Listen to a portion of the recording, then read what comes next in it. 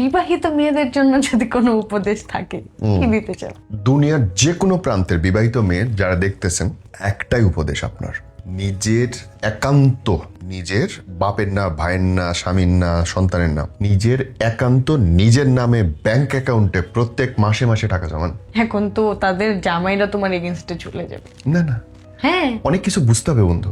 প্রথমত হচ্ছে তুমি একটা মেয়ে, তুমি চাইলেই গিয়ে সংসদ ভবনে রাত্রে ঘুমাইতে পারবে না তোমার যদি বাসা না থাকে। true. একটা ছেলে তো পারবে, সারা শাহবাগ মোড়ে দাঁড়া থাকবে, কিচ্ছু হবে না। একটা মেয়ে পারবে না। নাম্বার 2, মেয়েদের ততক্ষণ দাম আছে দুনিয়াতে যতক্ষণ তার টাকা আছে, তার মূল্য আছে। মূল্য তো দুই ভাবে হয়, টাকা নাইলে সৌন্দর্য। হ্যাঁ, তোমার সৌন্দর্য থাকবে খুব লিমিটেড বয়স পর্যন্ত, এইটাই নিয়ম। প্রকৃতিতে মেয়েদের সৌন্দর্যের বয়স একটা লিমিটেড পর্যন্ত, তারপরে গিয়ে তোমার লাথি মারা শুরু হয়ে যাবে।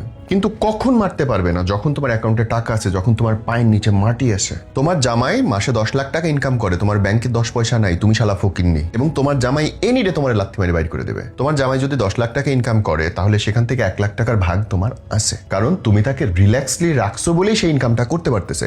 এবং জামাইয়ের কাছে তোমার টাকা চাইতে হবে। কেন চাইতে হবে? আর জামাই কেন দিবে? জামাই দিবে এই কারণে যে তুমি আমার ফ্যামিলি দেখে রাখছো, সো তুমি ডিজার্ভ করো আমার সম্পত্তির একটা অংশ, যেটা ইসলামেও দেওয়া আছে যে স্বামীর একটা অংশ বউ পাবে, সব ধর্মেই আছে। ওই টাকাটা মরার পরে চাই না, আমি এখন চাই।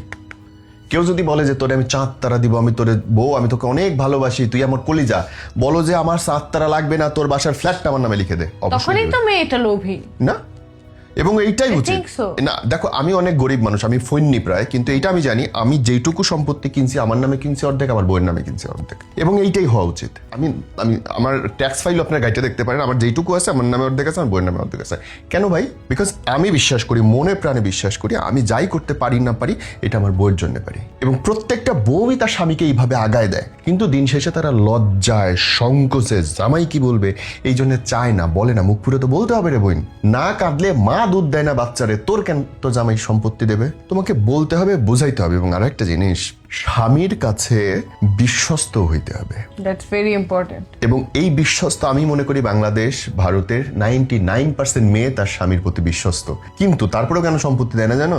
এমন প্যারায় রাখো তোমরা কথা দিয়ে, এমন বুলেট মারতে থাকো, D D D D dish, মানে হয়তো জামাইটা চায় দিতে, কিন্তু ঘরের মধ্যে আসলে তোমাদের কথাবার্তা শুনে মনে দূরও কেন ঘরে ঢুকলাম, অশান্তি আসছে, অফিসে ভালো ছিলাম, কাজ করতেছিলাম, ভালো ছিলাম। তুমি যদি ঘরটাকে বেহেস্ত বানাই দিতে পারো রে বোন, তোমার স্বামী তোমার 2টা গাড়ি দিতে কিছু যায় আসে না, 2টা ফ্ল্যাট কিনে দিতে কিছু যায় আসে না, কিন্তু তোমাকে বলতে হবে। সো মাই ডিয়ার লেডিস, যে বোনটা দেখতেছো, তোমার জামাইরে অনুরোধ করি, মনের শান্তি দাও, শরীরের শান্তি দাও, পেটের শান্তি দাও, এবং সেই সাথে তাদেরকে বুঝাও যে তোমার সম্পত্তি দেওয়াটা তাদের জন্যই ভালো। তুমি স্ট্যাবলিশ থাকলে, নিরাপদ থাকলে তারাই আসলে ভালো। সঠিক কথা বললাম কিনা? ট্রু।